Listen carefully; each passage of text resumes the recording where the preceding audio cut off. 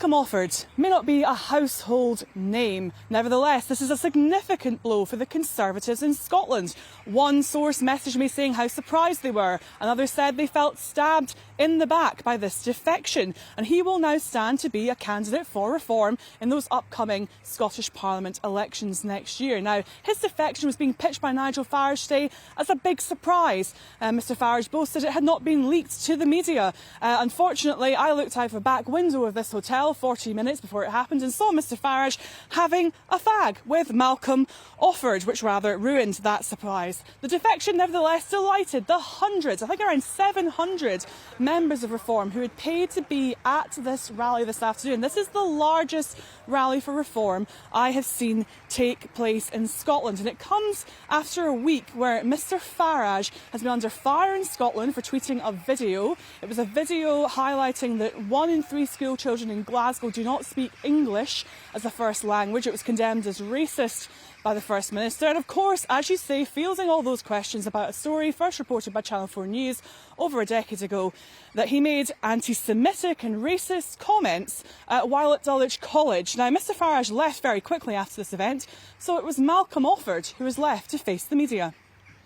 Do you think he should be apologising to the Holocaust survivors who have called for an apology? I think that is something that he needs to consider himself with his own advisers. I've only just arrived here today. I'm not commenting on a matter I know nothing about. Do you think he's morally fit to become a Prime Minister one day?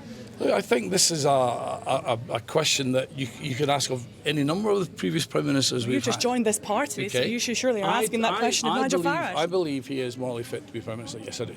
Even with everything he said this week, even with that attack on school children in Glasgow? Well, I don't consider it an attack. I think he's highlighting a factual issue.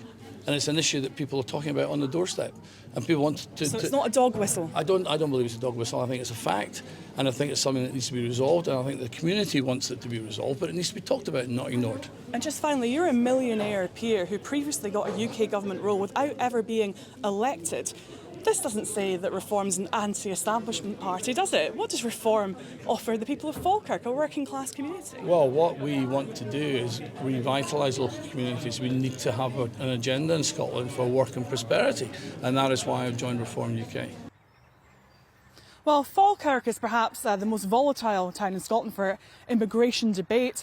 Protests and counter-protests took place today at a nearby asylum hotel. They've been taking place twice a week now at the Cladden Hotel for 4 months. Reform denies picking this town specifically to heighten tension, but some local residents I've spoken to fear now that they will be used as pawns in a political game.